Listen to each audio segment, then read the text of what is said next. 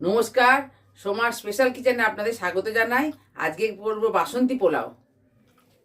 এইখানে আছে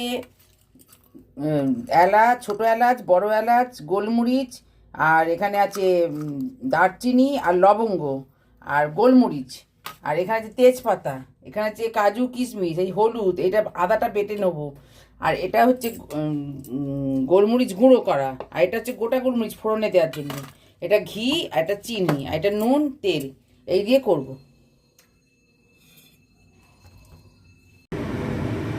আচ্ছা, এটা গোবিন্দভোগ চাল, এটা দিয়ে আমি করব।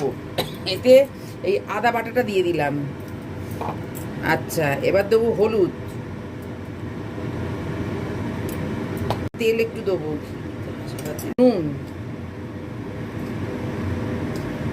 দেবো, চিনি,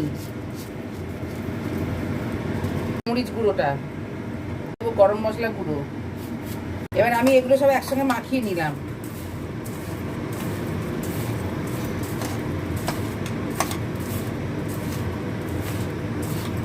একটু সাদা তেল দিলাম, ঘি দিলাম, এই কাজু কিশমিশটা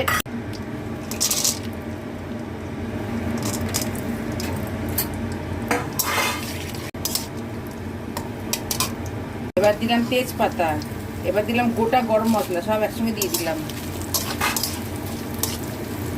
চালটা দিয়ে দিলাম,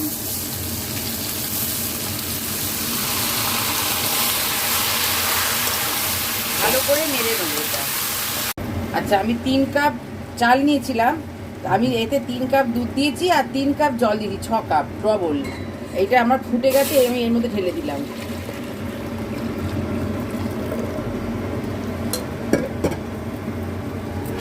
আচ্ছা, এবার দুধ আর জলটা আমার হয়ে গেছে, এবার এই চালটা দিয়ে দিলাম।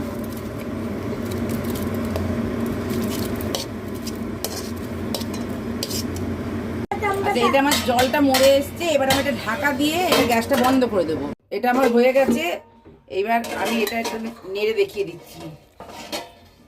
এটা এটা আরো আরো এটা আর একটু হয়ে ঠান্ডা হলে আর একটু বসবে এটা। আচ্ছা, এটা একদম সম্পূর্ণ হয়ে গেছে। এটা এটা এটা আর একটুখানি ঠান্ডা হলে না, এটা ঝরঝরে হয়ে যাবে একদম পুরো।